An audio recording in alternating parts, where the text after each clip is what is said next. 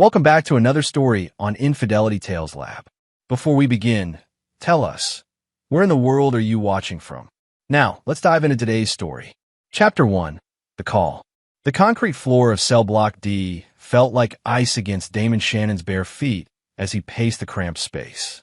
3 years. 3 years of eating slop, dodging shivs, and playing the role of a low-level drug dealer who got caught with 50 kilos of cocaine in his trunk. The irony wasn't lost on him.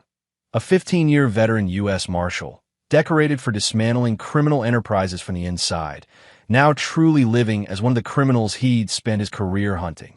The metallic clang of the cell bars made him look up. Warden Morrison stood there, his yellow teeth visible through a cruel grin, holding a phone like it was a dead rat. "Shannon," Morrison sneered, throwing the phone against the bars with enough force that it bounced off and hit the floor. "It's your ex-wife. Her new husband, the district attorney, wants a word." Damon's jaw clenched as he picked up the phone. He knew this day would come, had been dreading it since Kendra filed for divorce 18 months ago while he was stuck in this hellhole, unable to reveal his true identity or mission. "Hello, Damon." Walter Mooney's voice was smooth, dripping with satisfaction. "I hope you're enjoying your accommodations. What do you want, Mooney?" The laughter that came through the phone made Damon's blood run cold. "We just adopted your daughter. She's going to call me Daddy now." Before Damon could respond, he heard his little girl's voice in the background, crying. "Daddy, they said you're never coming home." 8-year-old Emma, his baby girl who used to wait by the window every evening for him to come home, who made him Father's Day cards with her tiny handprints. The sound of her tears shattered something inside him that had been carefully held together by discipline and training. "Don't worry, sweetheart," he called out, hoping she could hear him.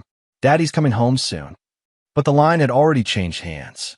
Kendra's voice, cold as winter steel, came through. "Forget her. You're a caged animal, Damon. Emma needs a real father now." The phone went dead. Warden Morrison's laughter echoed through the cell block as he walked away, not knowing he'd just signed his own death warrant. Damon stared at the dead phone in his hands, his mind already working through possibilities. They thought they'd buried a street-level thug who made a mistake.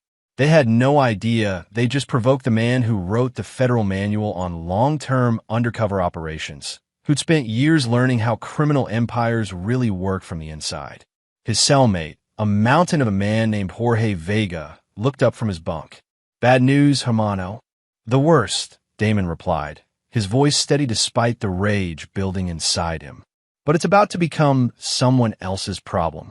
Jorge had been watching Damon for months, noting how he carried himself, how other inmates instinctively gave him space despite his medium build and quiet demeanor. "You ain't no drug dealer, are you?" Damon turned to study the man who'd become his closest ally in this concrete tomb. Jorge Vega, armed robbery, conspiracy to commit murder, but with a daughter on the outside he'd kill for. A man who understood the bond between father and child. "No," Damon said finally. "I'm something much worse for the people who just made the biggest mistake of their lives." As night fell, Damon lay on his narrow bunk, staring at the ceiling and thinking about Emma. She'd been 4 when he'd started this deep cover assignment, investigating a drug trafficking network that reached into the highest levels of law enforcement. The operation required him to create a completely new identity, to become Damon Shannon, the small-time dealer, instead of Marshal David Shannon, the federal agent. Only 3 people knew the truth: his handler, Deputy Marshal Harrison Cole, FBI agent Sandra Wright, who coordinated with local law enforcement, and U.S. Attorney General Patricia Hawkins, who'd personally approved the operation.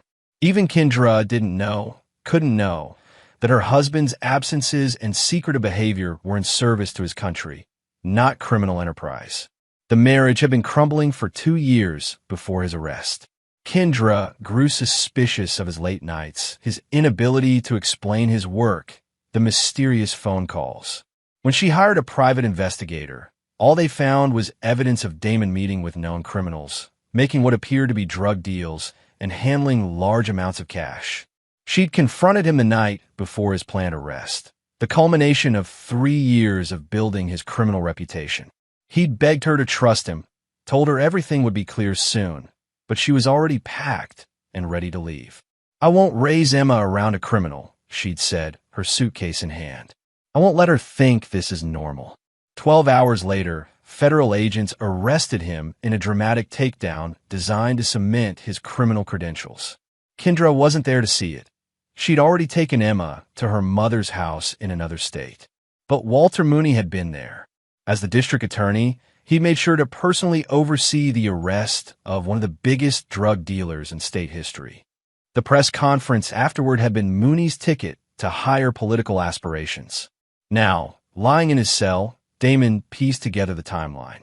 Kendra had met Mooney during the divorce proceedings. The district attorney, with his silver hair and expensive suits, must have seemed like everything Damon wasn't: stable, respectable, honest. The irony was suffocating. "Can't sleep either?" Jorge's voice cut through the darkness. "Planning," Damon replied. "Planning what?" Damon was quiet for a long moment.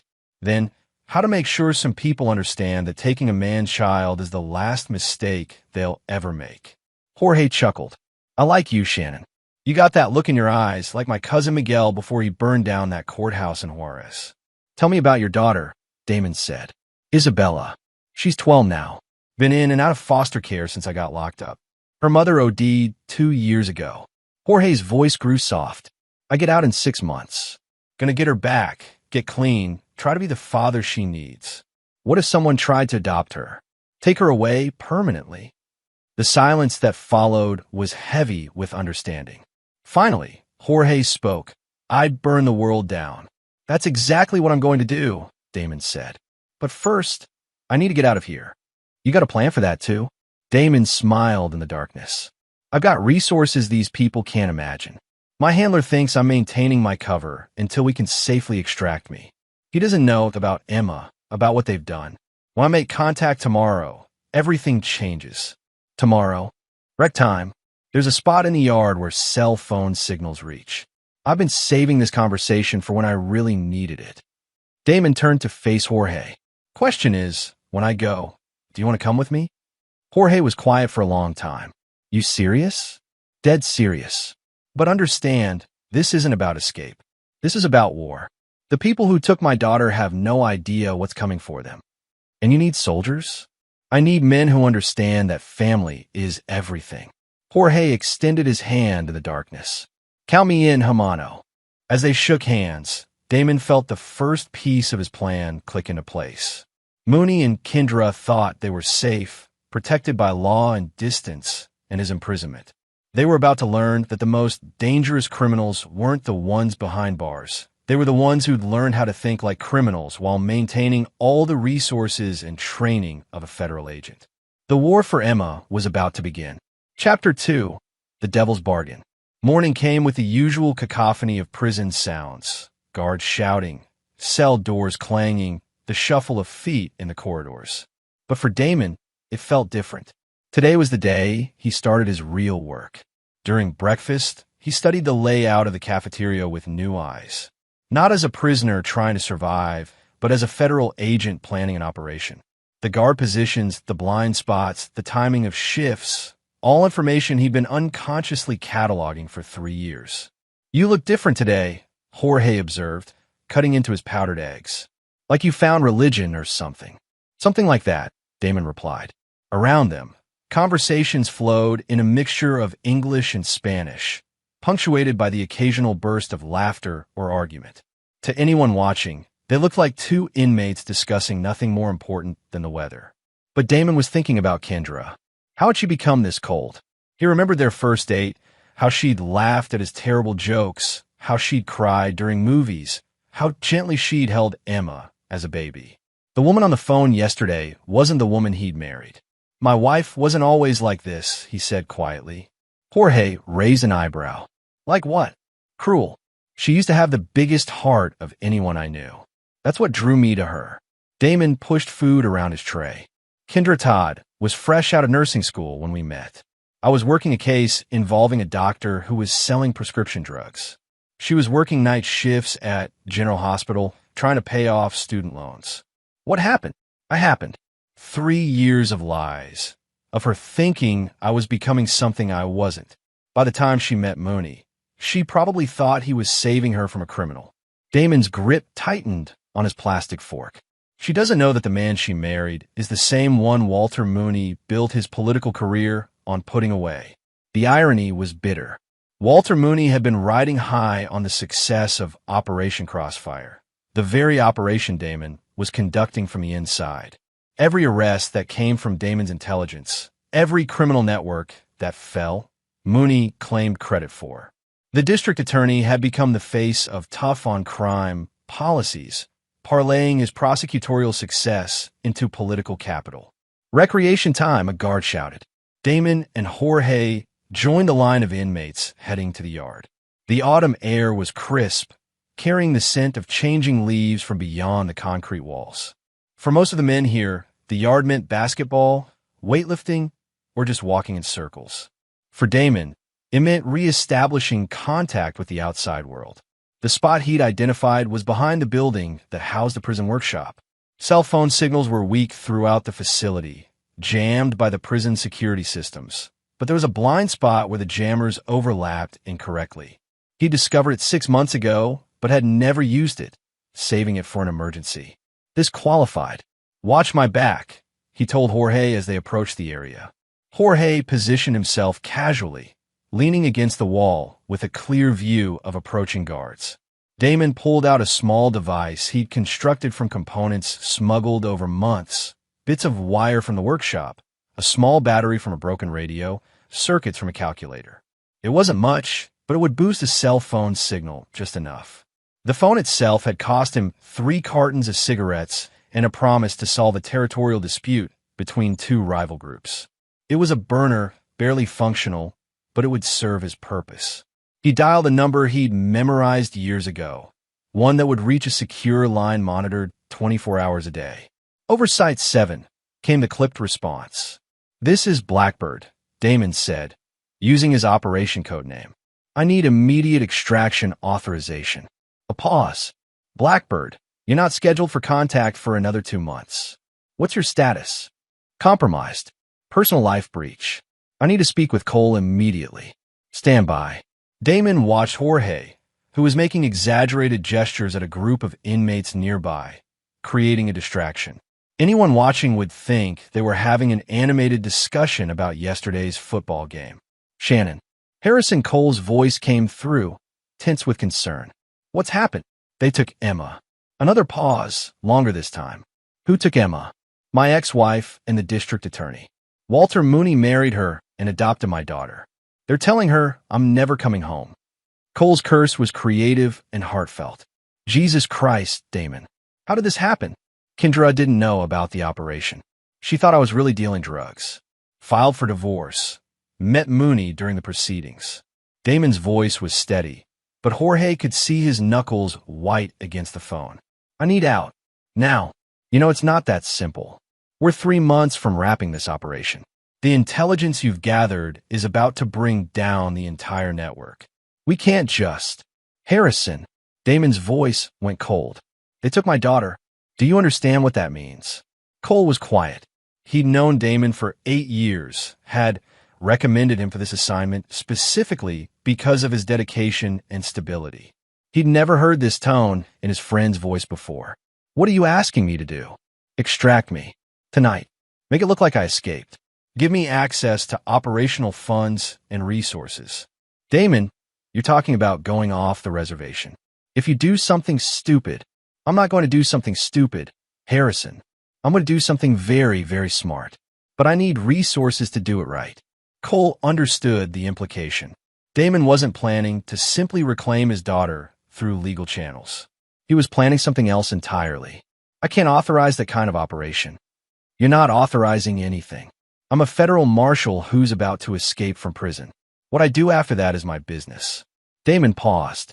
But if someone were to accidentally leave certain resources where an escaped marshal might find them, well, that would just be unfortunate operational security. It was a thin fiction, but it would provide Cole with plausible deniability. The kind of bureaucratic dance that allowed operations to happen without official fingerprints. "There's a storage unit," Cole said finally. "Riverside Self-Storage, Unit 247. The combination is Emma's birthday. Damon felt something loosen in his chest. Thank you. Don't thank me yet. Mooney isn't just some local prosecutor anymore. Word is he's being considered for Attorney General in the next administration. He's got federal connections, serious political backing. If you go after him, let me worry about Walter Mooney. And what about the operation? 3 years of work, dozens of criminals were about to arrest. Damon thought about that. 3 years of his life, sacrificed to gather intelligence on a drug network that stretched from street dealers to cartel bosses. Important work. Work that would save lives and put dangerous people away. But Emma was more important than any operation. Give me 48 hours after I'm out, he said. Then activate the arrest warrants. By then, I'll either have my daughter back or... He didn't finish the thought. Or what? Or Walter Mooney and everyone who helped him will understand that some things are more important than politics. Cole sighed. How do you want to handle the extraction? Transfer me to the infirmary tonight.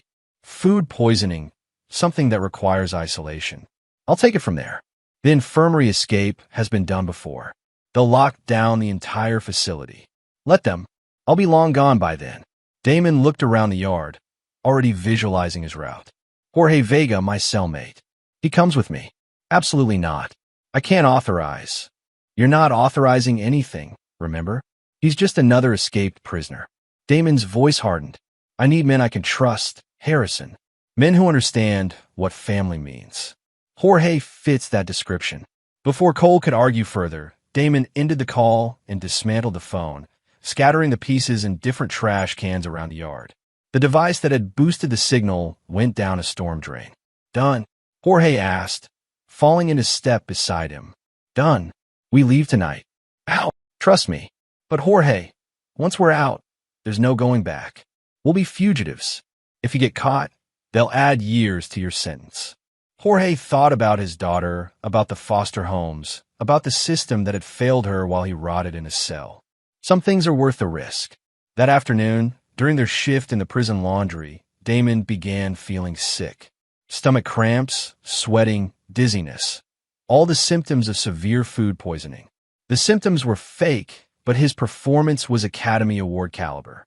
By evening, he was in the infirmary, isolated in a single room with Jorge, who had mysteriously developed similar symptoms. The night shift nurse, a tired woman named Betty who'd been working there for 15 years, checked on them twice before settling down with a romance novel and a cup of coffee. At 2:17 a.m., Damon picked the lock on their room with a tool he'd fashioned from a paperclip months earlier. The infirmary security was designed to keep people out, not in. Sick prisoners weren't usually considered escape risks. Jorge watched in amazement as Damon moved through the facility like a ghost, avoiding cameras, timing guard rotations perfectly, navigating corridors he shouldn't have known existed. This wasn't luck or prison cunning. This was professional training at work. They reached the outer fence at 2:43 a.m. Damon had identified the weak point months ago, a section where drainage had shifted the foundation, creating a gap just large enough for a man to squeeze through. By 3 a.m., they were in the drainage tunnel that ran beneath the state highway. By 3:30, they had emerged 2 miles from the prison, near an abandoned gas station where a motorcycle was waiting. Cole's doing, no doubt. Where to now? Jorge asked as Damon hotwired the bike. First, we get resources. Then we get information. Damon started the engine, its rumble echoing in the pre-dawn darkness. And then Walter Mooney learns what happens when you take something that doesn't belong to you. As they rode through the empty streets, Damon thought about Emma. Was she asleep in some strange bed, in some house that wasn't home? Did she wonder why Daddy hadn't come to save her yet? Soon, sweetheart, he thought. Daddy's coming home. Chapter 3, Gathering Forces. The storage unit sat in a row of identical metal boxes, surrounded by chain-link fence and sodium lights that cast everything in harsh yellow. At 4 in the morning, Riverside Self-Storage was deserted except for the occasional truck passing on the highway beyond. Damon entered the combination 0-8-1-7, Emma's birthday, and the lock clicked open. Inside, he found Harrison Cole's idea of operational necessities: cash, weapons, fake identification, surveillance equipment, and a laptop with encrypted communication software. Jorge whistled low as Damon inventoried the supplies. "Your friend takes good care of you. He's trying to keep me from doing something that destroys both our careers," Damon replied, examining a Glock 19 and finding it clean and loaded. Too late for that. The laptop connected to a secure server that Cole had set up years ago for emergency communications. Damon's fingers flew over the keyboard, accessing databases he technically no longer had clearance for. Prison records, court documents, financial information, the digital footprints that revealed how people really lived. What he found about Walter Mooney's rise to power made his jaw clench. "Son of a bitch," he muttered. "What?" "Mooney's been using intelligence from my operation to advance his political career. Every arrest warrant, every prosecution, every press conference, he's been taking credit for work I've been doing from inside." Damon scrolled through news articles, watching Mooney's face appear again and again, always at podiums, always taking credit. But it was worse than simple glory-seeking. Mooney had leveraged his prosecutorial success into serious political connections. Donations from law enforcement unions, endorsement from federal officials, rumors of cabinet positions in future administrations. Walter Mooney wasn't just a district attorney anymore. He was a rising star in national politics. And he'd built that rise on Damon's sacrifice. "Look at this," Damon said, turning the laptop so Jorge could see. 3 months ago, Mooney spoke at a conference about innovative approaches to organized crime. He's presenting intelligence I gathered as his own strategic insights. Jorge studied the screen. Guy's got some serious protection then. Politicians like that, they don't go down easy. They do if you hit them right. Damon opened another database, this one containing personal information that wasn't supposed to be accessible to anyone below deputy director level. Everyone has weaknesses. Everyone has secrets. Walter Mooney's file revealed a man whose public image was carefully crafted. Church attendance, charity work, family values, all the things that played well with voters. But there were gaps in the timeline, periods where his whereabouts weren't accounted for, financial transactions that didn't quite add up. More interesting was his staff. District attorneys didn't operate alone. They had investigators, assistant prosecutors, administrative staff. People who knew where the bodies were buried. Isaac O'Brien, Damon read from the screen. Chief investigator for the DA's office. 15 years with the department. Exemplary record. He paused. But his daughter Maddie died in a car accident 2 years ago. Drunk driver, never caught. Jorge understood immediately. Grief makes people do stupid things, or makes them more open to alternative forms of justice. Damon made a note of O'Brien's home address. If Mooney's hiding something, O'Brien would know about it. The next few hours were spent building profiles. Kendra's current situation, Emma's school and daily routine, the security at Mooney's house and office. Damon approached it like any other operation: identify targets, map relationships, find pressure points. By dawn, they had relocated to a motel on the outskirts of town, paying cash for a room that faced the highway in case they needed to leave quickly. Jorge had grown quiet, perhaps realizing the magnitude of what they were attempting. "Second thoughts?" Damon asked, cleaning the Glock with practiced efficiency. "About getting out?" "No." "About going up against the district attorney?" "Maybe." Jorge sat on the edge of the bed, studying their target files. "This guy's got resources we can't match. Police, FBI, federal marshals, they'll all be looking for us." "True. But they'll be looking for escaped prisoners, not federal agents conducting an unauthorized operation." Damon assembled the weapon, checking the action. Besides, Mooney's going to be arrogant. He thinks he's untouchable. The first test of that theory came at noon, when Damon placed a call to Isaac O'Brien's cell phone. "O'Brien. Mr. O'Brien, my name is David Shannon. I'm a federal marshal, and I need to speak with you about Walter Mooney." A long pause. "Federal marshal? Let me see some identification. I'm not in a position to do that right now, but I think you'll want to hear what I have to say about your boss's connection to organized crime. Listen, whoever you are, your daughter Maddie was killed by someone driving a blue Camaro, license plate partial KJ7. The impact happened at the intersection of Maple and 3rd at 11:47 p.m. on October 15th. The driver had connections to the Vega drug operation. Dead silence. Then, how do you know that? Because I've been undercover in that organization for 3 years. And I know who was driving that car. Damon, let that sink in. Are you interested in justice for Maddie, Mr. O'Brien? Another pause. Where do you want to meet? Lincoln Park by the Memorial Fountain. 1 hour. Come alone. Damon ended the call and turned to Jorge. Time to see if we got our first ally. Lincoln Park was busy with lunch hour joggers and office workers taking a break from their cubicles. Damon and Jorge positioned themselves with clear sight lines and exit routes, watching for any sign that O'Brien had brought back up. At exactly 1 p.m., a man in his 50s approached the fountain. Gray hair, tired eyes, the look of someone who hadn't slept well in years. He wore a rumpled suit and kept checking his phone, nervous but alone. Damon approached first, keeping his hands visible. Mr. O'Brien, you're Shannon. O'Brien studied him carefully. You don't look like a federal marshal. I've been undercover for 3 years. Prison changes a man's appearance. Damon gestured to a nearby bench. Shall we sit? They settled on opposite ends of the bench, while Jorge maintained his position near the park entrance. To anyone watching, they looked like two men having a casual conversation. You said you know who killed my daughter. Ramon Vega, Jorge's cousin. Damon nodded toward Jorge. He was running drugs for the network I've been investigating.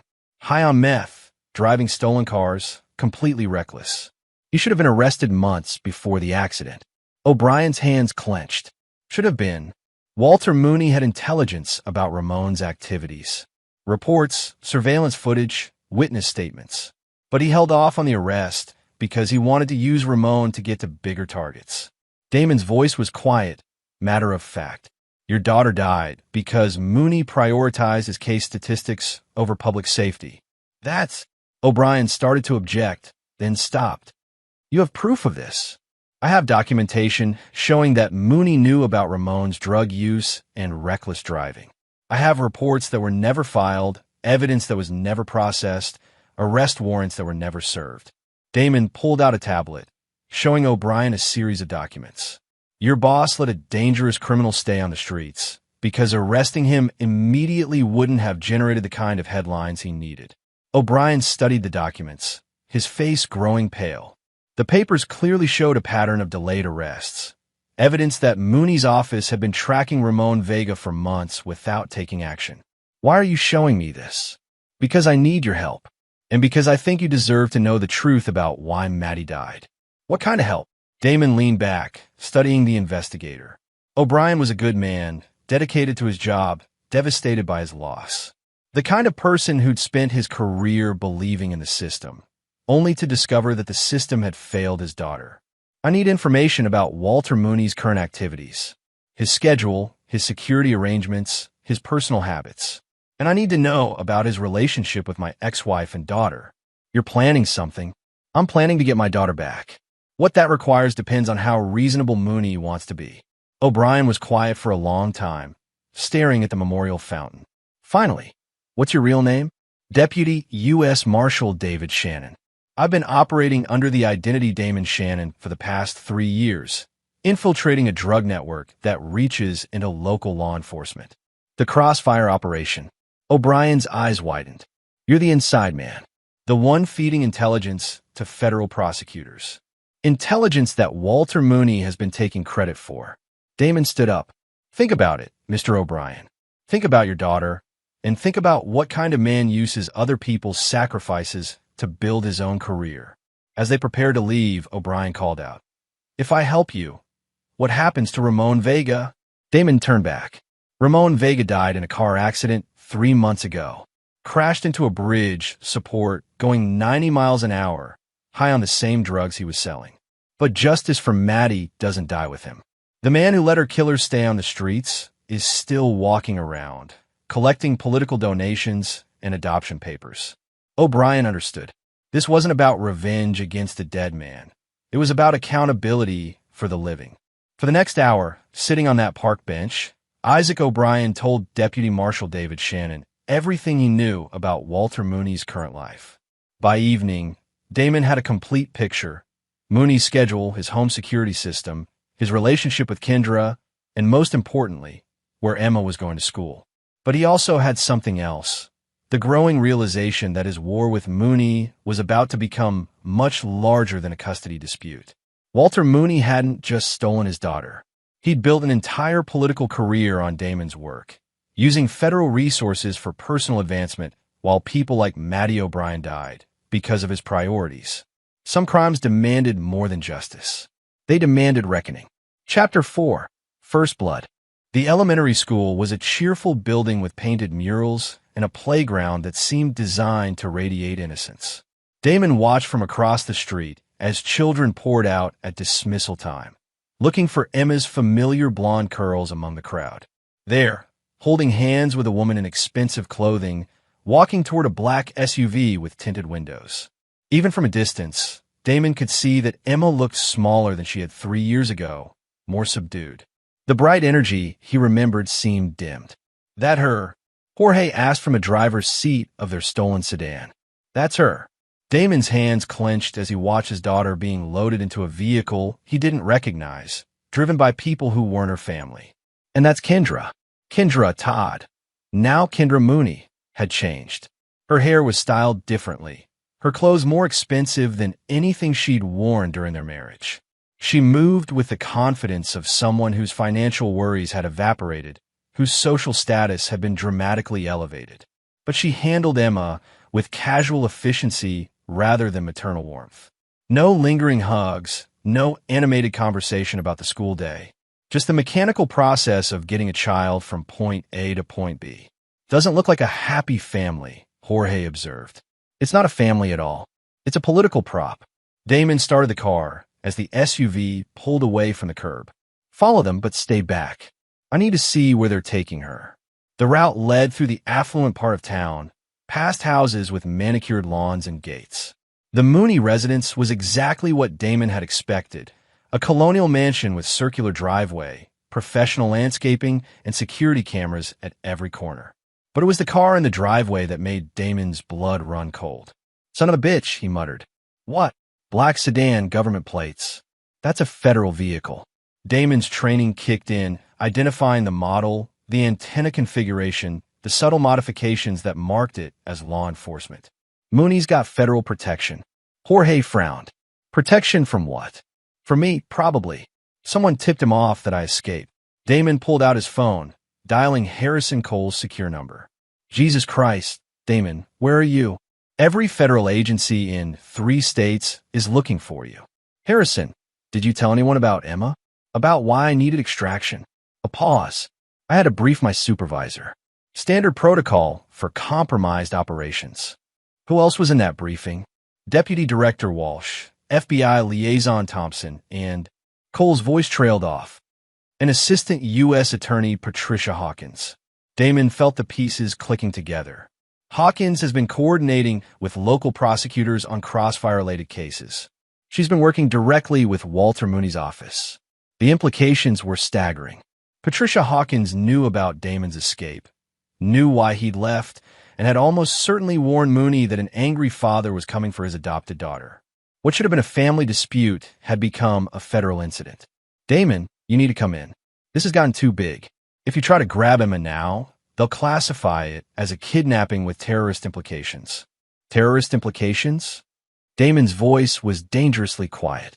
A federal marshal going rogue, using his training and resources against civilian targets? They're already drafting profiles, predicting violent escalation. If you make any move against Mooney or his family, they'll authorize lethal force.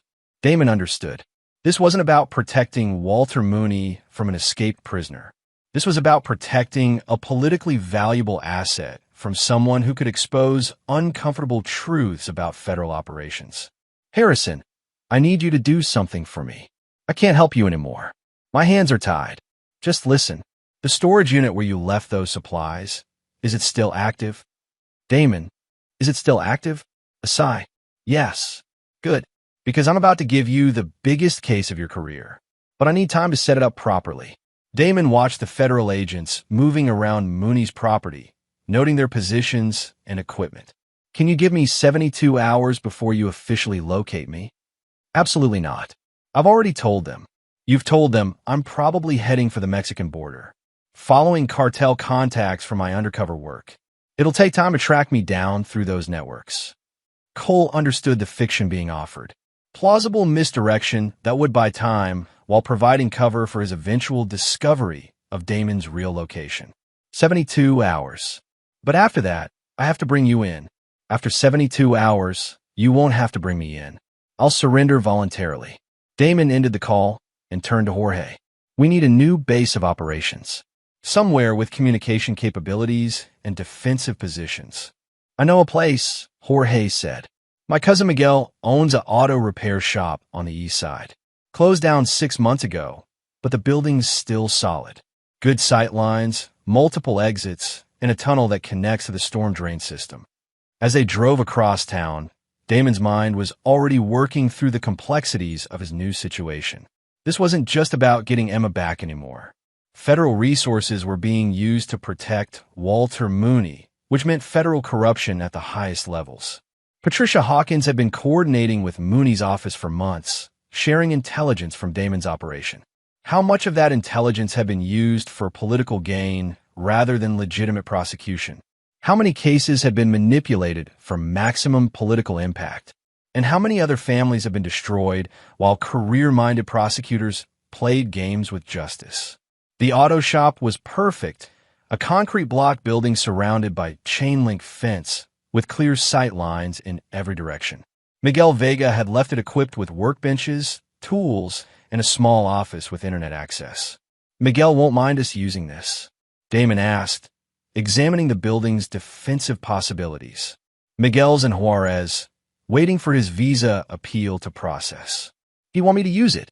Jorge tested the lights and found them functional. Besides, he owes me.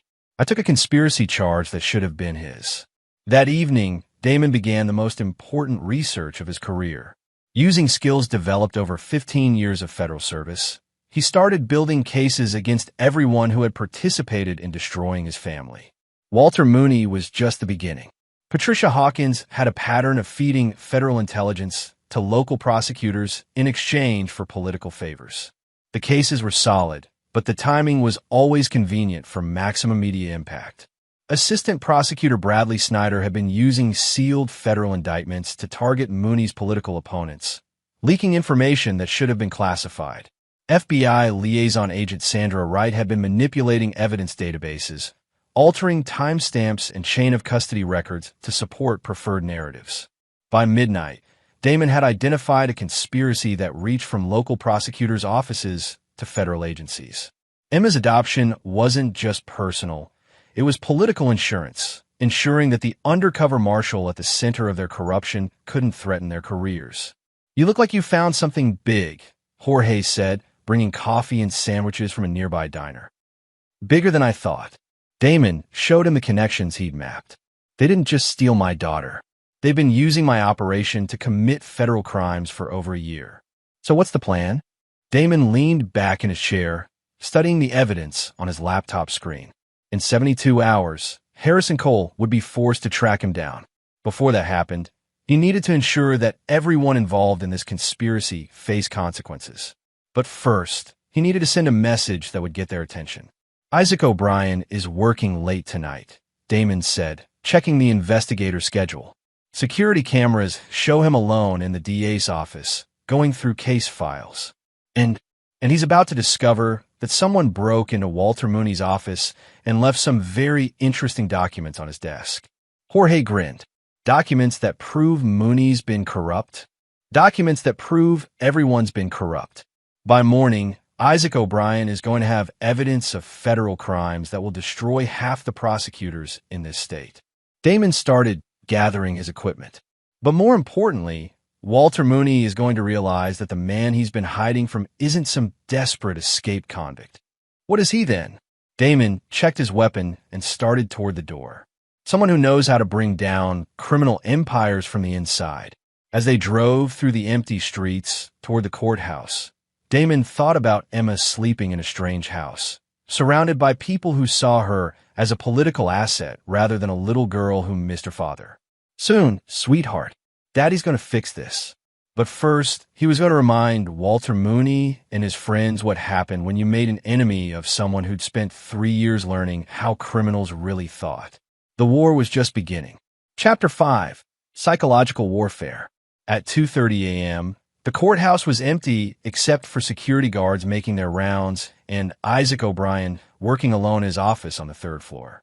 Damon had studied the building's security for months during his trial, noting camera positions, guard rotations, and the maintenance schedules that created brief windows of opportunity. Getting inside was almost insultingly easy for someone with his training. O'Brien looked up as his office door opened, instinctively reaching for the service weapon he wore despite being an investigator rather than patrol officer. But he relaxed when he recognized Damon's face. "Marshal Shannon, I didn't expect to see you again so soon. I told you I needed information, but what I really need is justice." Damon entered the office and closed the door behind him. "Are you recording this conversation?" "Should I be?" "That depends on whether you want to be a witness or a co-conspirator." Damon placed a thick envelope on O'Brien's desk. Those are copies of federal communications showing that Walter Mooney has been using classified intelligence for political purposes, that he's been manipulating federal investigations to target his political opponents, and that he's been covering up evidence of corruption that reaches into federal agencies. O'Brien opened the envelope with shaking hands. The documents inside were damning. Emails between Mooney and federal prosecutors, intelligence reports with political annotations, evidence of case timing designed for maximum media impact. "Where did you get these?" "I've been a federal marshal for 15 years, Mr. O'Brien. I have access to systems and databases that most people can't imagine." Damon sat across from the investigator. "The question is, what are you going to do with that information?" O'Brien studied the documents, his face growing pale as he understood their implications. "If these are real, they're real, and they're just the beginning." Damon leaned forward. "Patricia Hawkins has been using her position as assistant U.S. attorney to coordinate with local prosecutors like Mooney. Federal intelligence has been shared illegally, federal investigations have been compromised, and federal resources have been used to advance political careers. You're talking about conspiracy, RICO violations. This would bring down half the prosecutor's office and at least 3 federal officials." "That's exactly what I'm talking about." O'Brien set the documents down, his hands trembling slightly. "What do you want from me?" "I want you to do your job. Investigate these crimes. Build cases. File reports." Damon stood up. "But I want you to do it quickly, because in 60 hours, I'm going to take more direct action." "What kind of direct action?"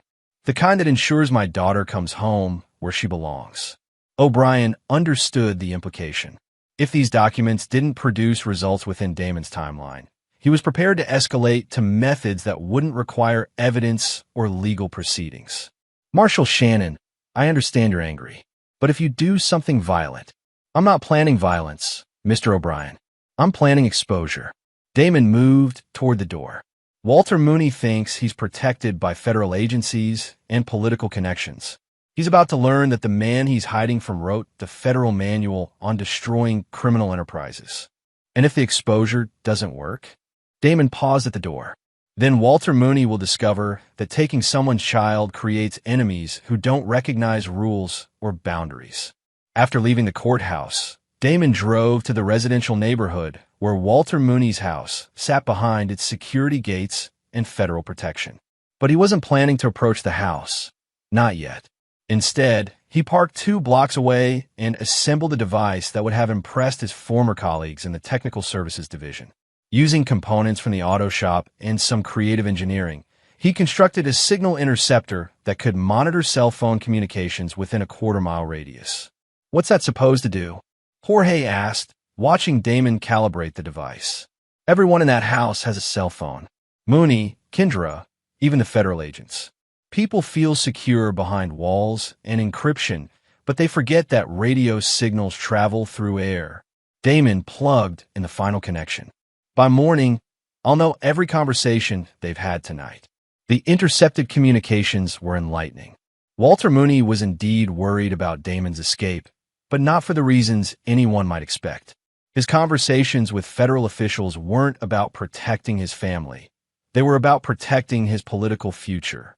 "We can't let Shannon talk to reporters," Mooney said during a call to Patricia Hawkins. "If he goes public with what he knows about Crossfire, it'll destroy the whole narrative." "The narrative's protected," Hawkins replied. "Shannon's just an escaped convict making wild accusations. No one will believe him unless he has evidence." "What kind of evidence could he have? He's been in prison for 3 years." Mooney's response revealed the depth of his paranoia. He was a federal marshal, Patricia. These people are trained to gather evidence, to build cases. If he's been preparing for this. The conversation continued for another 20 minutes, covering topics that would have interested federal prosecutors if they hadn't been compromised by the same corruption Damon was investigating. More interesting was a conversation between Kendra and her sister Louise, who had apparently been questioning the wisdom of the adoption. "I just think Emma's having trouble adjusting," Louise said. "She keeps asking when her real daddy is coming home." "Walter is her real father now," Kendra replied, but her voice lacked conviction. "She'll adjust. Children are resilient." "But Kendra, she's been having nightmares. And she won't eat.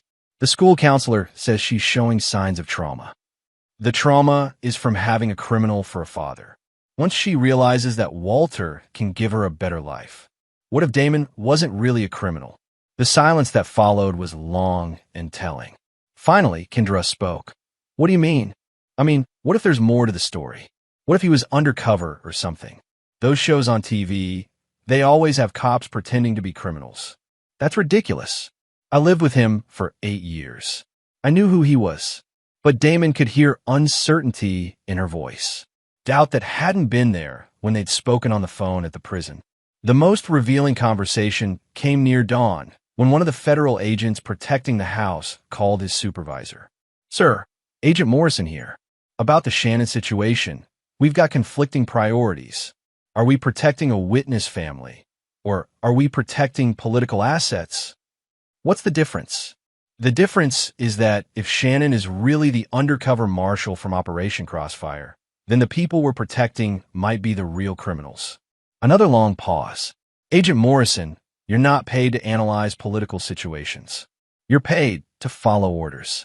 Your orders are to maintain security on the Mooney residence until further notice." "Understood, sir. But if this goes sideways?" "It won't go sideways if you do your job." By sunrise, Damon had a complete picture of the situation. The federal agents were uncomfortable with their assignment, but following orders. Kendra was beginning to doubt the narrative she'd been fed about her ex-husband. Walter Mooney was primarily concerned with protecting his political career rather than his family safety. And Emma was suffering. "Time for phase 2, Damon said, packing up the surveillance equipment. "Which is?" "Psychological pressure. I'm going to make Walter Mooney so paranoid that he starts making mistakes." Damon started the car. "And I'm going to make sure that every news outlet in the state knows that a federal marshal has escaped from prison to rescue his illegally adopted daughter." Jorge grinned. "Now it gets interesting." The first call went to Channel 7 News, where investigative reporter Christy Branch had built a reputation for exposing corruption in local government. "Ms. Branch, my name is David Shannon. I'm a U S Marshal, and I have information about federal corruption involving District Attorney Walter Mooney." "Mr. Shannon, are you the escaped prisoner that's been all over the news?" "I'm a federal marshal who was conducting a deep cover operation for 3 years. While I was unable to contact my family due to operational security, my wife divorced me and married the prosecutor who was taking credit for my work. Now, they've adopted my daughter and are telling her that her father is a criminal." Branch's professional instincts kicked in. "Can you prove any of this?" "I can prove all of it. Federal case files, operation records, communications between Mooney and corrupt federal officials." Damon pulled into the parking lot of the diner. "The question is, are you interested in the biggest corruption story of your career?" By noon, Damon had contacted 6 news outlets, 3 federal whistleblower organizations, and 2 congressional offices that had been investigating prosecution misconduct. He didn't provide evidence to any of them, yet, but he planted seeds of doubt raised questions that reporters would start investigating. The psychological pressure was immediate. Mooney's office received dozens of calls from reporters asking about the Shannon allegations. Federal officials found themselves answering uncomfortable questions about Operation Crossfire and the use of undercover assets. Most importantly, the narrative began to shift. Instead of a dangerous escaped convict threatening a prosecutor's family, the story became a federal marshal fighting corruption and trying to reclaim his illegally adopted daughter. "It's working," Jorge observed, watching news reports on his phone. "They're starting to question the official story." "It's a beginning," Damon replied. "But Mooney's not going to give up easily. He's got too much invested in this." That evening, the pressure escalated when Isaac O'Brien called a press conference. "After reviewing new evidence that has come to my attention," O'Brien said, standing behind a podium at police headquarters, "I am announcing a formal investigation into potential misconduct by members of this office in relation to federal prosecutions." The questions from reporters were immediate and pointed. "Is this related to the escaped prisoner, David Shannon? What kind of misconduct are you investigating? Is District Attorney Mooney implicated?" O'Brien's responses were careful but devastating. Deputy U S Marshal David Shannon was conducting a federal undercover operation. Evidence suggests that intelligence from that operation may have been misused for political purposes. The investigation will determine the extent of any wrongdoing. Watching the press conference from their hideout, Damon felt satisfied. The first phase of his plan was working perfectly. Mooney was no longer controlling the narrative. But as they monitored communications that night, it became clear that their enemies were adapting. Shannon's turned this into a media circus, Mooney said during a call to Patricia Hawkins. "We need to discredit him before this gets worse. How do you want to handle it? Release his psychiatric evaluations from prison. Show that he's unstable, dangerous. Make this about a deranged father threatening innocent people. Those evaluations are sealed. Unseal them. You have the authority. Walter, if we do that, it'll look like retaliation. It'll give his story more credibility. Then we handle this a different way." Mooney's voice turned cold. "Shannon wants his daughter back? Let him try to take her. But make sure the situation ends with him in a body bag." Damon looked at Jorge. The game had just changed from political maneuvering to deadly force. "Time for phase 3, he said grimly. "Which is direct action. They want to play by criminal rules." Damon checked his weapon. "Then I'll show them how criminals really operate." Chapter 6. The Hunter Becomes the Hunted. The hunting cabin belonged to Walter Mooney's brother, a fact that appeared in no public records, but showed up in Damon's deep-dive investigation of family assets. Nestled in the mountains 40 miles from the city, it represented exactly the kind of safe house a paranoid prosecutor might use when federal protection wasn't enough. Damon had been tracking the convoy of vehicles since they left the Mooney residence at dawn. 3 black SUVs with federal agents, 1 armored sedan with Walter and Kendra, and a small van that broke off in the group after 20 miles. The van contained Emma. "They're splitting up," Jorge observed from the passenger seat. "Smart play. Take the kid to a secure location while the parents go somewhere else." Not smart enough. Damon had been anticipating this move. The cabin is where they think they're safest. It's also where they're most vulnerable. The mountain roads were treacherous, winding through forests that provided excellent cover for surveillance and tactical positioning. Damon had studied these routes during his investigation, identifying choke points where a small force could control much larger numbers. But first, he needed to confirm Emma's location. The tracking device he'd planted on the van, a small magnetic unit attached during a brief stop at a gas station, showed it had stopped at a residential facility 20 miles from the cabin. When Damon drove past the location, he saw what appeared to be a private psychiatric facility, the kind of place where wealthy families sent troubled children. "Son of a bitch," he muttered. "They're having her committed." Jorge understood immediately. If she's in a mental facility, they can claim she's delusional. Anything she says about her real father gets dismissed as fantasy. And if something happens to me, she disappears into the system. Another foster kid with psychological problems. Damon's hands clenched on the steering wheel. Walter Mooney is more creative than I gave him credit for. The psychiatric facility was surrounded by high fences and security cameras, designed to keep patients in rather than intruders out. But it also had protocols for family visits, medical emergencies, and staff rotations that created opportunities for someone with the right knowledge.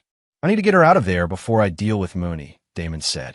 "But I can't do both operations simultaneously." "Maybe you don't have to." Jorge pulled out his phone. "My cousin Miguel just crossed the border. He owes me some favors, and he's got friends who specialize in extractions." "Jorge, I can't ask you to." "You're not asking. I'm volunteering." Jorge's voice was firm. "Emma's not the only kid who's been screwed by the system. Miguel and his crew, they don't like people who hurt children." While Jorge made arrangements for Emma's extraction, Damon focused on the cabin where Walter and Kendra had taken refuge. Satellite imagery showed a building designed for defense, limited access roads, clear fields of fire, secure communications equipment. But it also showed something else, a propane tank that supplied the cabin's heating system, positioned unfortunately close to the main structure. "Classic vulnerability," Damon muttered, studying the layout. "They're thinking about conventional assault, not creative demolition." By nightfall, Damon was positioned on a ridge overlooking the cabin, using military-grade optics to observe federal agents setting up a defensive perimeter. 8 agents, well-armed and professionally positioned, with clear communications and overlapping coverage. Professional, but predictable. At 10:30 p.m., Jorge called with an update. "Emma's out. Miguel's people got her during a shift change. She's safe." Damon felt a weight lift from his shoulders. Emma was secure, which meant he could focus entirely on Walter Mooney without worrying about collateral damage. "Where is she?" "Safe house across the state line. Miguel's taking her to his sister in Tucson. She'll be treated like family until this is over. Tell Miguel I owe him everything. Tell him yourself when this is finished." At midnight, Damon began his approach to the cabin. Not a direct assault. That would be suicide against 8 federal agents. Instead, he used techniques learned in 3 years of undercover work: patience, misdirection, and psychological pressure. The first phase involved the communications array that connected the cabin to federal command. A few strategically placed charges, detonated remotely, would isolate the defenders and create uncertainty about the nature of the threat. The second phase targeted the propane system. Not an explosion. That would be too obvious and potentially lethal. Instead, a carefully controlled leak that would force evacuation while creating the impression of a much larger and more sophisticated attack. The third phase was pure theater, projecting voices and sounds that would convince the defenders they were facing a large assault team rather than a single federal marshal with a grudge. At 12:47 a.m., the communications array went dark. At 12:52 a.m., propane alarms began shrieking inside the cabin. At 1 a.m., speakers hidden around the perimeter began broadcasting tactical communications that suggested a coordinated assault by multiple teams. The effect was immediate and predictable. Federal agents, trained to respond to conventional threats, found themselves facing a situation that didn't match their protocols. Communication with command was impossible. The cabin was potentially about to explode, and enemy forces appeared to be coordinating attacks from multiple directions. The evacuation was swift and professional, exactly as Damon had anticipated. Within 10 minutes, all personnel were clear of the building and taking defensive positions in the surrounding woods, which left Walter and Kendra Mooney alone in the cabin, cut off from protection and facing what they believed was a massive federal assault. Damon's voice came through speakers he'd positioned inside the building during his earlier reconnaissance. "Walter, this is Deputy Marshal David Shannon. I think it's time we had a conversation." From his position in the woods, Damon could see Mooney moving frantically through the cabin, searching for weapons or communication devices. Kendra appeared to be in shock, sitting motionless in the main room. "I know you can hear me, Walter. Your federal protection is gone. Your communication is cut. Your allies can't help you." Damon's voice was calm, professional. "But I'm not here to hurt you. I'm here to offer you a choice." Mooney's response came through a window he'd opened. "What kind of choice?" "You can resign from office, divorce my ex-wife, and disappear from our lives forever. In exchange, I don't release the evidence I've gathered about your corruption to every news outlet in the country. You're insane if you think. Or, Damon continued, you can keep fighting. Keep trying to destroy my family. Keep using federal resources to protect your political career. His voice hardened. But understand that if you choose that path, I will systematically dismantle everything you've built. Your career, your reputation, your political future, all of it will burn. Kendra's voice joined the conversation. Damon, is that really you? Hello, Kendra. The news reports, they said you were a federal marshal, that you were undercover. I've been undercover for 3 years, investigating the drug network that Walter's been prosecuting. Every case he's won, every headline he's generated, every political connection he's made, it's all been built on my work. That's impossible. You were dealing drugs. I saw the evidence. You saw what you were supposed to see. What I needed you to see to maintain my cover. Damon's voice softened. I couldn't tell you the truth. Too many lives depended on the operation staying secret. Through his scope, Damon could see Kendra's face as she processed this information. 3 years of believing her husband was a criminal. 3 years of guilt and anger and betrayal, suddenly recontextualized. You let me think. She started, then stopped. I'll let you think what you needed to think to keep you and Emma safe. If my cover had been blown, the people I was investigating would have killed all of us. Walter Mooney's voice cut through the conversation. Even if that's true, you abandoned your family. You chose your job over your wife and daughter. I chose to protect them, and I chose to serve justice. You chose to steal my family while I was serving my country. Damon's voice turned cold. You chose to build your career on my sacrifice. You chose to adopt my daughter as a political trophy. Emma needed a stable home. Emma needed her father. But you made sure she couldn't have that. The conversation continued for another hour, with Damon systematically dismantling every justification Mooney offered. By dawn, it was clear that negotiation wasn't going to resolve the situation. Walter Mooney was too invested in his political future to simply walk away. And Kendra, despite her growing doubts, wasn't ready to abandon the life she'd built with her new husband.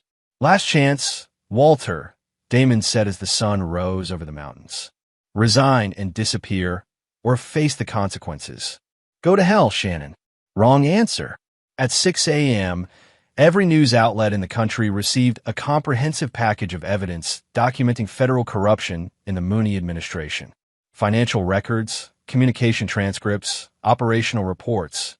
Everything needed to prove that Walter Mooney had been using classified federal intelligence for political gain. By 8 a.m., Patricia Hawkins was under arrest for conspiracy and abuse of federal authority. By 10 a.m., 3 assistant prosecutors had been suspended pending federal investigation. By noon, Walter Mooney's political career was over. But Damon wasn't finished. The real reckoning was just beginning. Chapter 7. The Reckoning. The federal courthouse in downtown was surrounded by news vans and protesters by the time Walter Mooney arrived for his emergency hearing.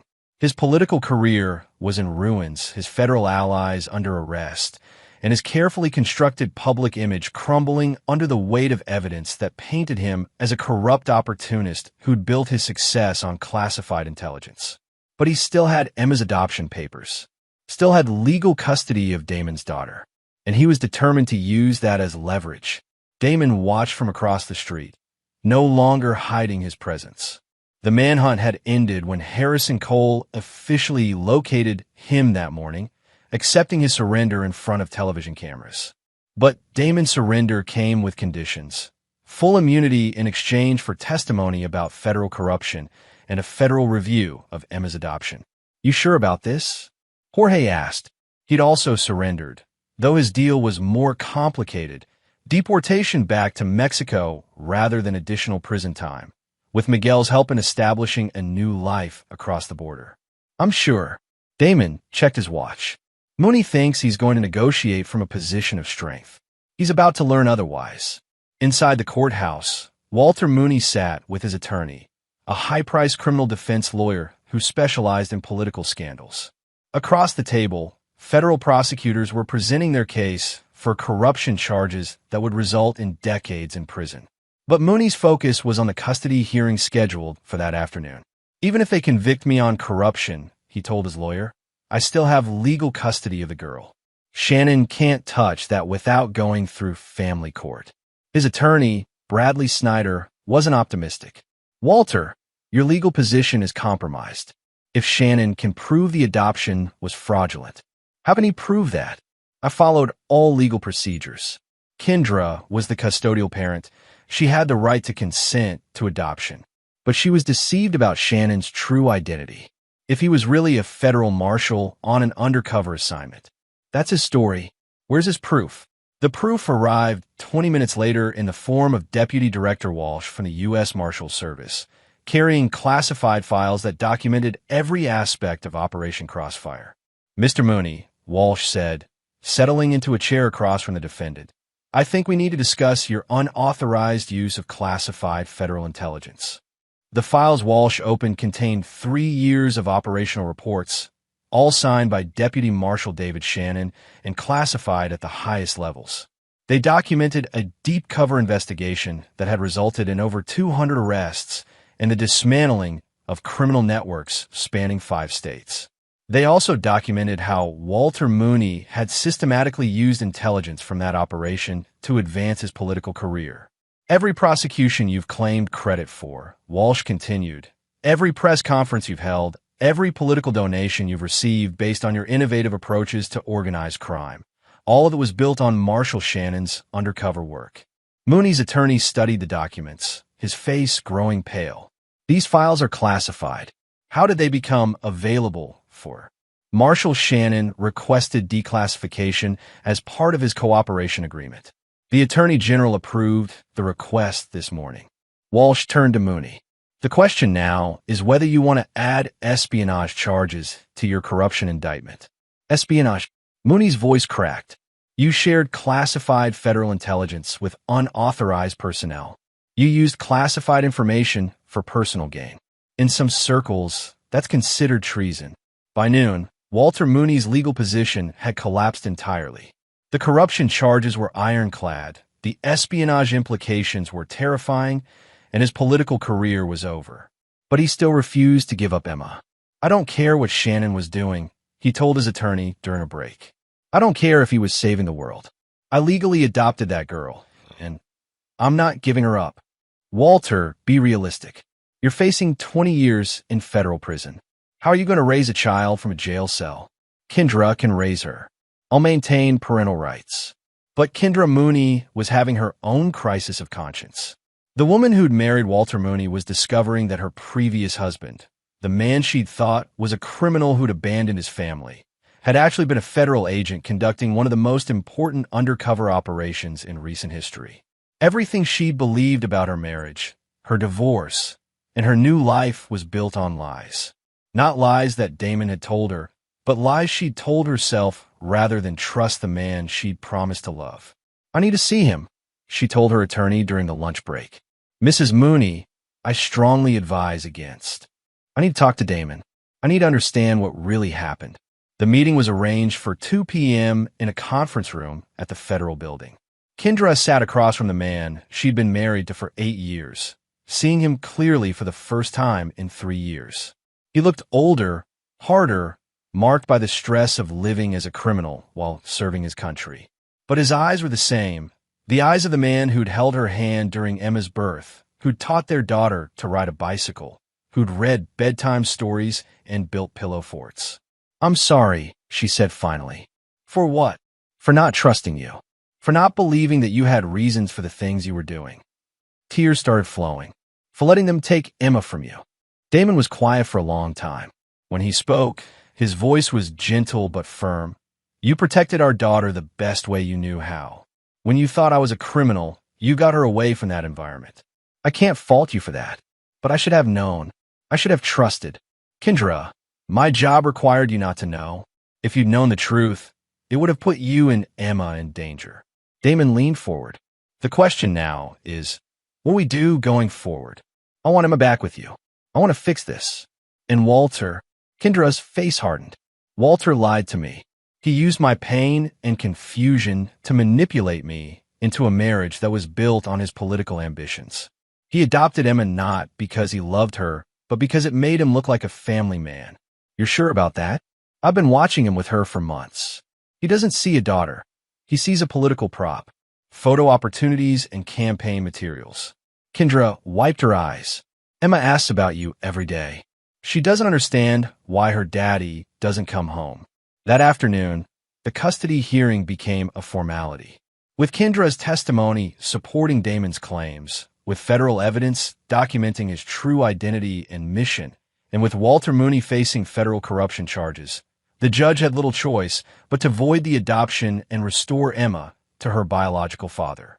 But Damon's victory was tempered by the knowledge that Walter Mooney was still fighting. "This isn't over," Mooney told his attorney as they left the courthouse. "Shannon thinks he's won, but he doesn't understand how deep this goes.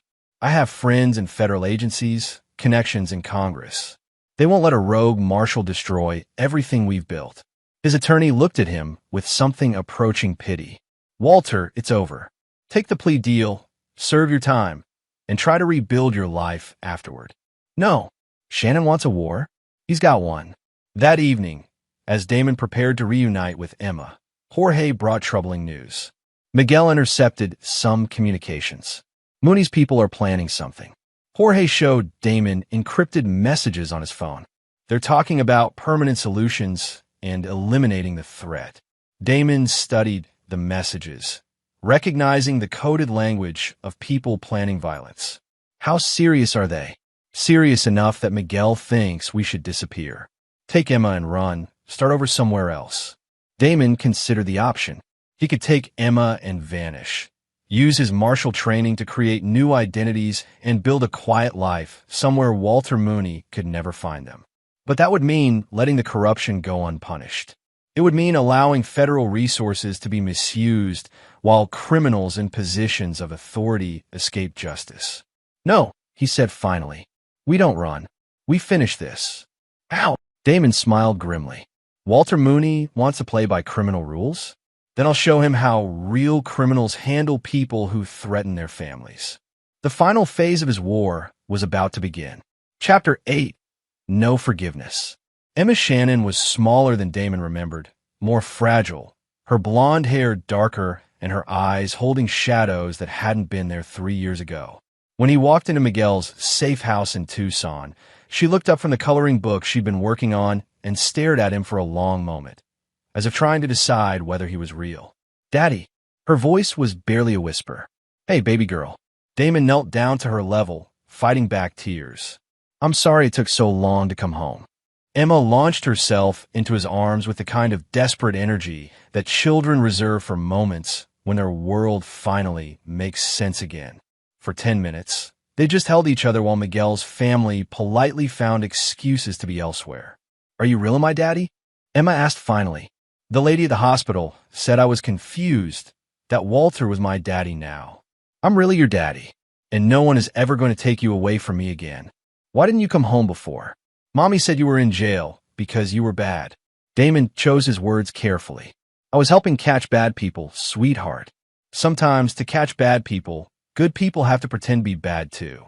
It's like playing dress up, but for grown-ups with very important jobs." Emma considered this with the seriousness that 8-year-olds bring to adult explanations.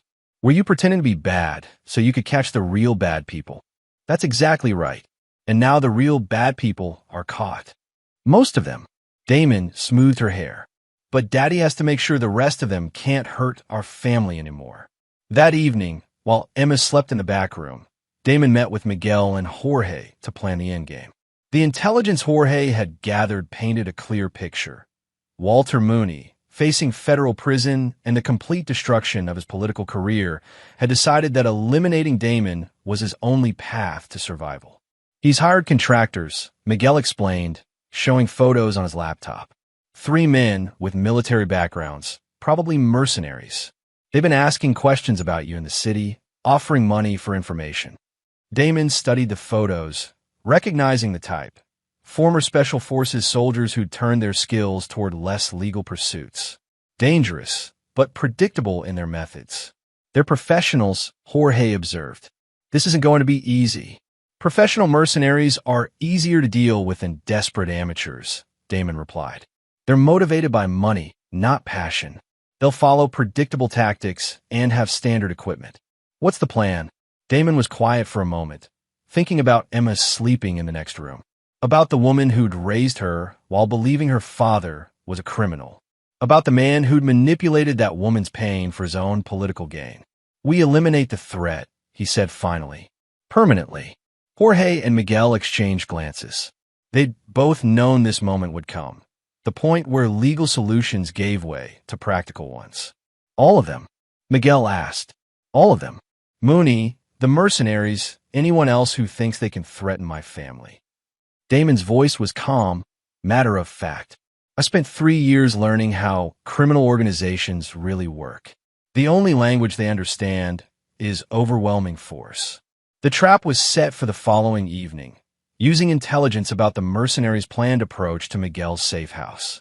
Damon had chosen the battlefield carefully, an abandoned warehouse district where collateral damage would be minimal and escape routes were numerous. But first, he had one more conversation to finish. Kendra arrived at the safe house the next morning, driving alone as Damon had requested. She looked older, worn down by months of guilt and confusion. When she saw Emma playing with Miguel's children, speaking a mixture of English and Spanish, she started crying. She looks happy, Kendra said. She's resilient. Children usually are. Damon poured coffee and sat across from his ex-wife. But she's been damaged by what happened. It'll take time to heal. I want to help. I want to be part of her life again. Damon studied the woman he'd once loved, seeing traces of the person she'd been before fear and manipulation had changed her. That depends on what you're willing to do to earn that privilege. Anything. Walter Mooney is planning to have me killed. Tonight, probably. 3 mercenaries are going to try to eliminate the threat to his political future. Damon's voice was steady. I'm going to stop them. But afterward, there will be consequences.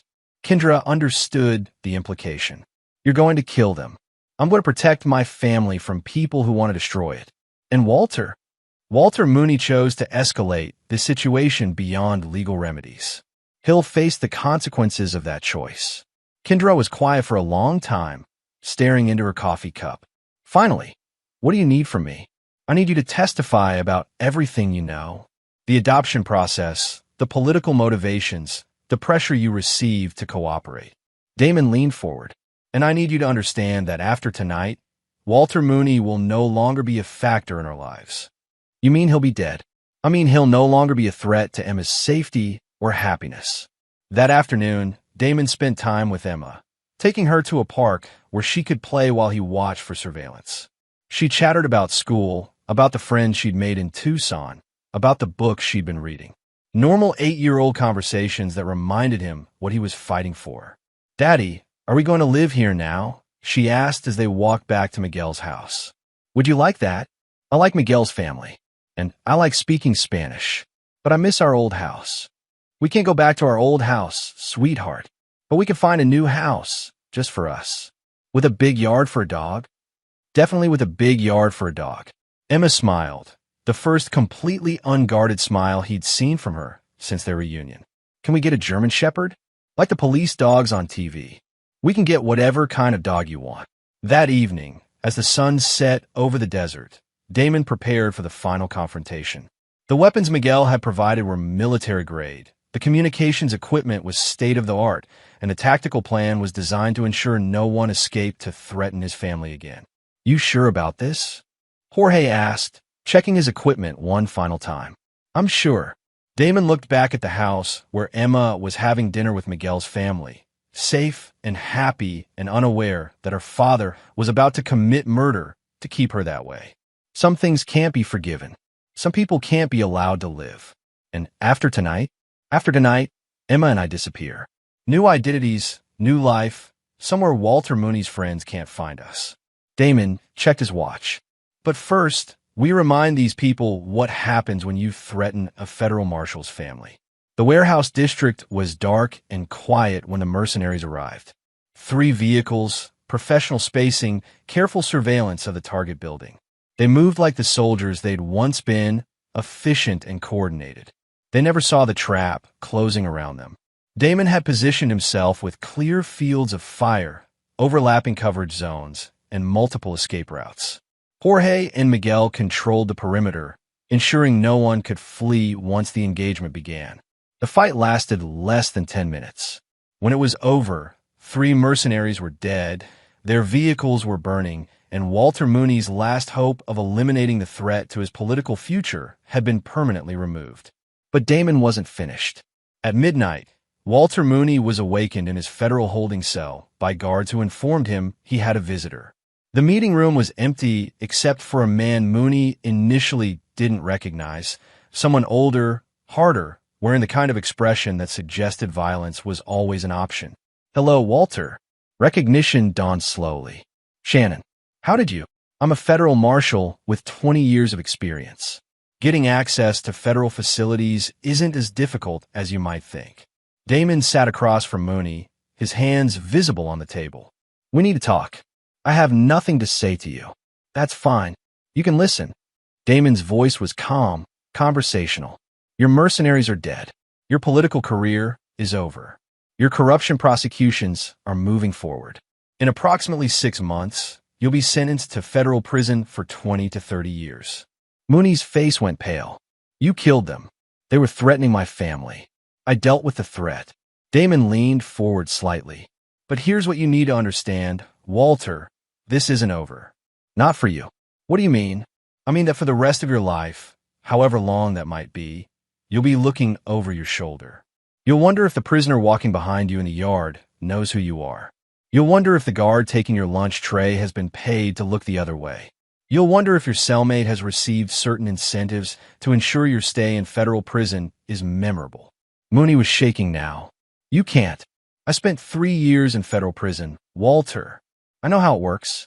I know which guards can be bought, which prisoners hold grudges against corrupt prosecutors, which officials can arrange for unfortunate accidents."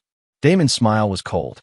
"Most importantly, I know how to ensure that word spreads about exactly what you did to my family." "Shannon, please. 20 to 30 years is a long time, especially when everyone knows you're the corrupt prosecutor who tried to steal a federal marshal's daughter." Damon stood up. "Enjoy your retirement, Walter. I hope it's everything you deserve." As Damon walked toward the door, Mooney called out, "What about Kendra? What about your ex-wife?" Damon paused without turning around. "What about her? She was part of this too. She married me. She allowed the adoption. She kept Emma away from you. Kendra was lied to, manipulated. She made decisions based on incomplete information." Damon turned back to face Mooney. "You, on the other hand, knew exactly what you were doing. You used classified federal intelligence to build a political career. You manipulated a grieving woman to advance your own interests. You adopted my daughter as a political prop. She could have trusted you. She could have waited. She was protecting our daughter from what she thought was a criminal father. That's what mothers do." Damon's voice hardened. "But you? You destroyed my family for political gain. That's unforgivable." The last Walter Mooney saw of Deputy Marshal David Shannon was his back as he walked through the meeting room door, leaving behind a man who would spend the next 30 years wondering when retribution would finally arrive. Emma was asleep when Damon returned to the safe house, curled up in the bed Miguel's wife had prepared for her. She looked peaceful, safe, innocent of the violence that had secured her future. "Is it over?" Jorge asked quietly. "It's over."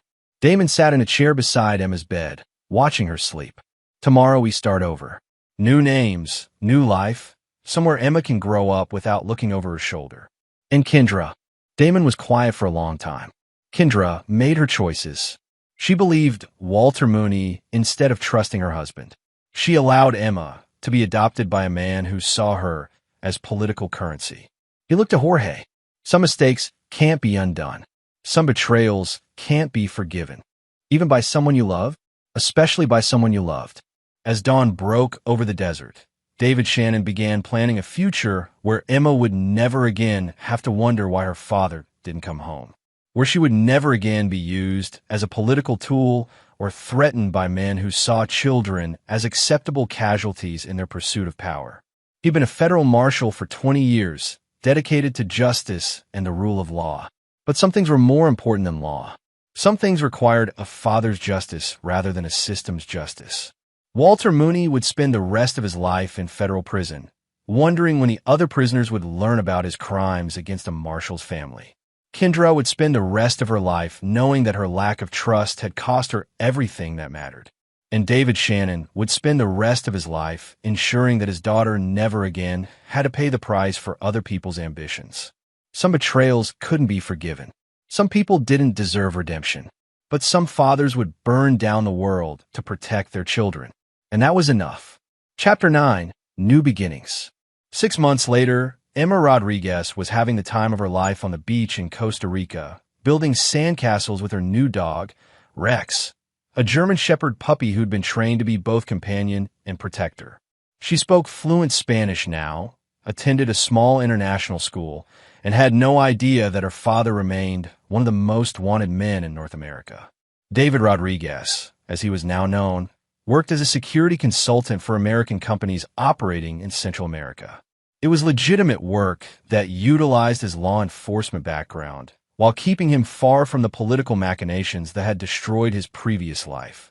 "Poppy, look," Emma called out in Spanish, gesturing to an elaborate sand fortress. "It has a moat and everything." "Very impressive, Mija," David replied, setting down the newspaper he'd been reading.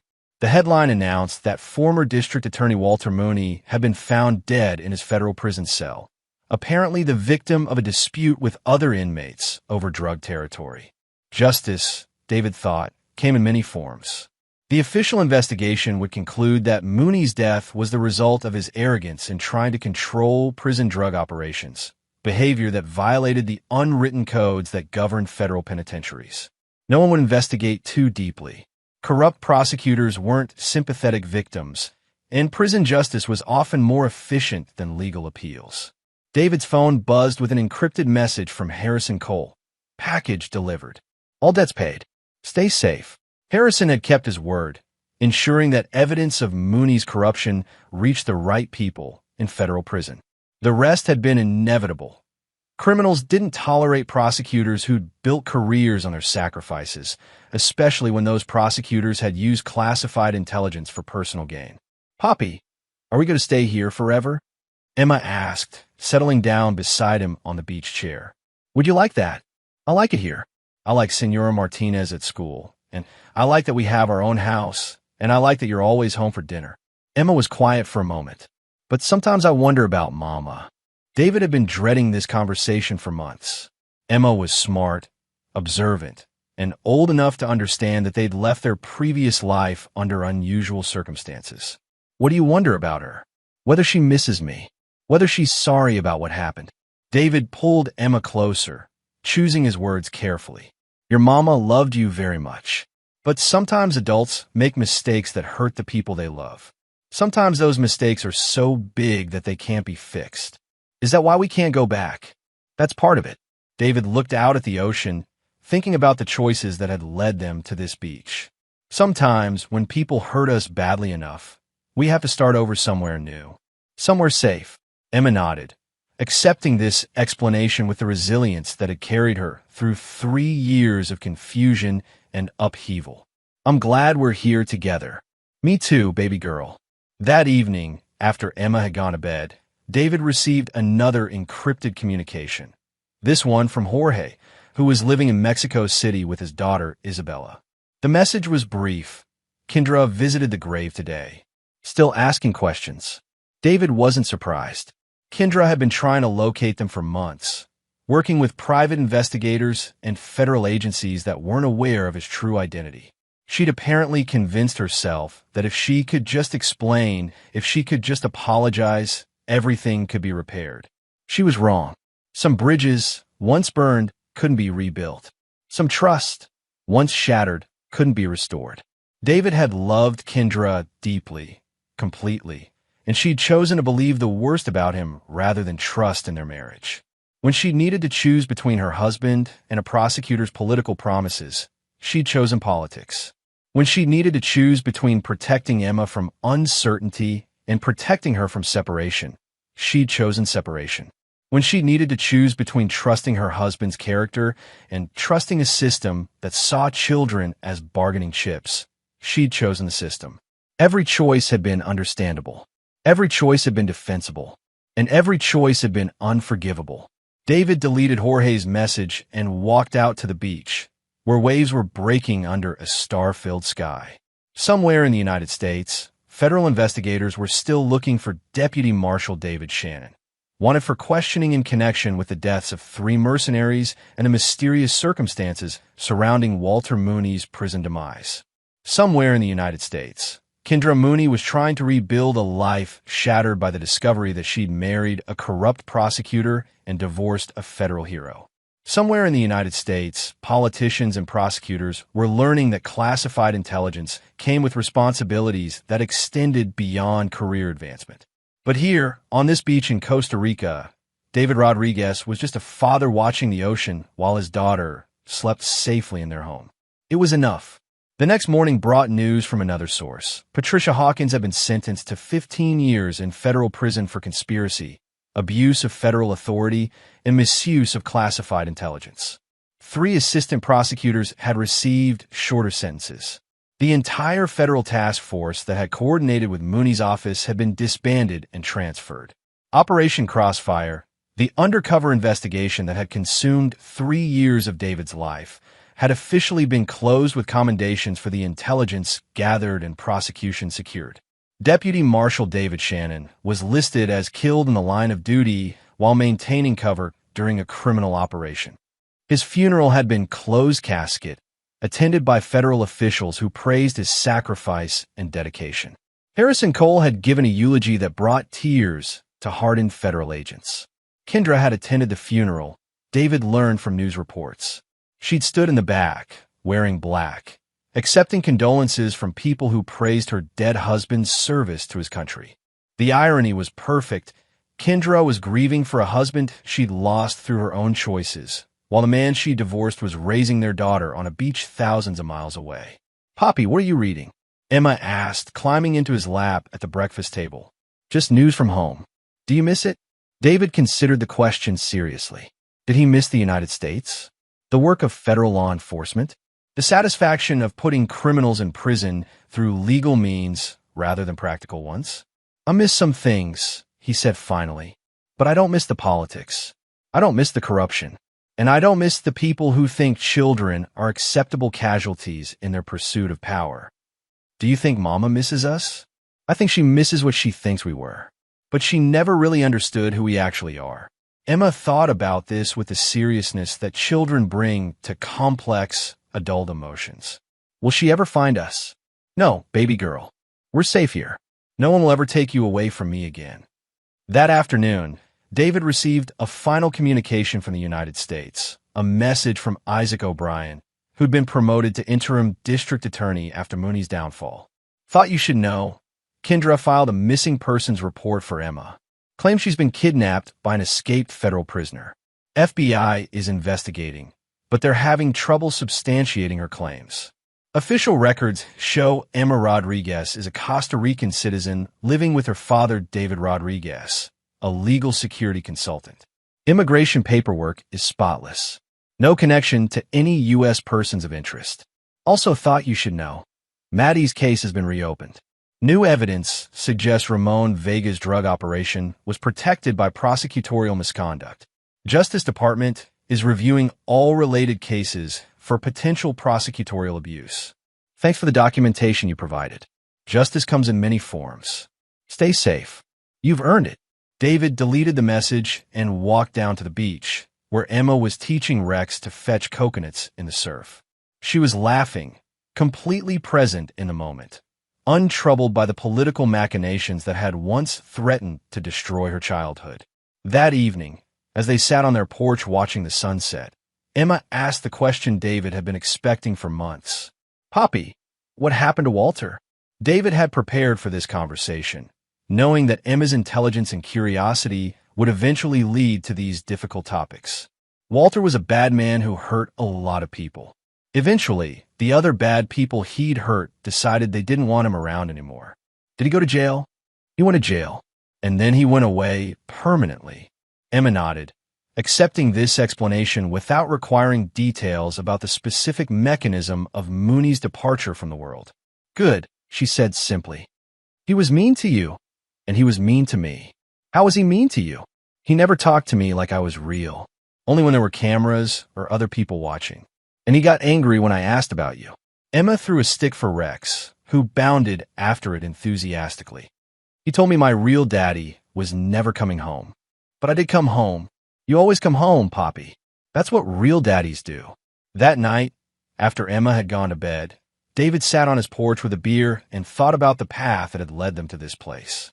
3 years of undercover work, a marriage destroyed by necessary secrets, a daughter stolen by political ambition, a war fought with federal resources and criminal methods, all of it leading to this: a beach house in Costa Rica, a little girl who felt safe, and a father who'd learned that sometimes justice required operating outside the law. His phone buzzed one final time. Another encrypted message, this one from an unexpected source. This is Kendra. I don't know if this number still works, but I needed to try. I know you're out there somewhere with Emma. I know you're keeping her safe. I know I don't deserve forgiveness, but I needed you to know that I understand now what I lost. I understand what my choices cost all of us. I hope someday you can forgive me. I hope someday Emma can forgive me. I hope you're both happy, wherever you are. I love you both. I'm sorry. David read the message twice, then deleted it without responding. Forgiveness wasn't impossible, but it wasn't necessary either. Emma was safe. Emma was happy. Emma was growing up with a father who would never let politics or ambition threaten her again. That was enough. Some mistakes were too fundamental to repair. Some betrayals cut too deep to heal. Some people didn't deserve second chances, not because they were evil, but because the cost of trusting them again was too high. David Rodriguez finished his beer, checked the locks on his doors, and went to bed knowing that his daughter would wake up safe, loved, and free from the corruption that had once threatened to consume their lives. In the morning, they would build more sandcastles.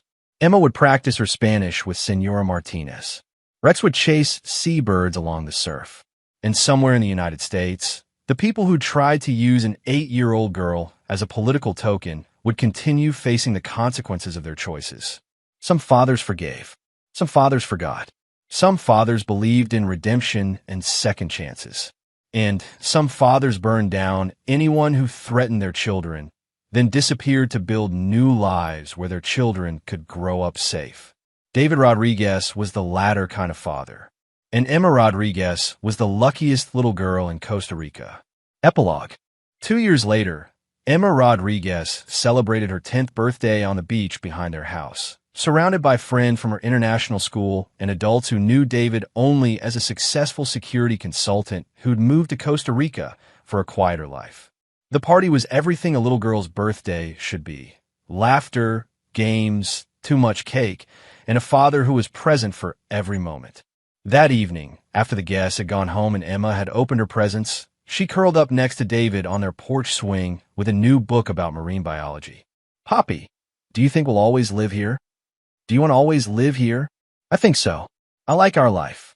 Emma was quiet for a moment. Do you ever wish things had been different? With Mama and Walter and all that? David considered the question carefully. Did he wish Kendra had trusted him? Did he wish she'd been patient enough to let him complete his mission before judging his character? Did he wish she'd protected Emma without destroying their family? I wish your mama had made different choices, he said finally. But if she had, we might not be here. We might not have Rex, or this house, or your friends at school.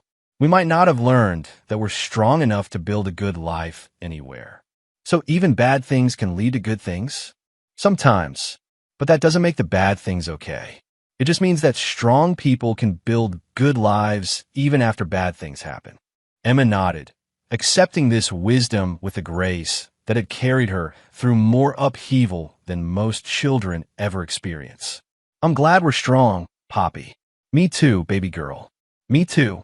As the stars came out over the Pacific Ocean, David Rodriguez held his daughter and thought about the choices that had brought them to this moment. Some people might call his methods extreme. Some people might argue that everyone deserved forgiveness, that healing required reconciliation, that families should find ways to repair what was broken. Those people had never had their children stolen by corrupt politicians. Those people had never faced the choice between legal justice and practical protection. Those people had never learned that sometimes love requires brutality, that sometimes protection requires destruction, that sometimes being a good father means being a very dangerous man. David Rodriguez had learned all of those things, and he'd chosen his daughter's safety over everyone else's comfort, her happiness over everyone else's redemption, her future over everyone else's politics. It was a choice he'd make again, without hesitation, as many times as necessary. Because some things were more important than forgiveness. Some things were more important than law.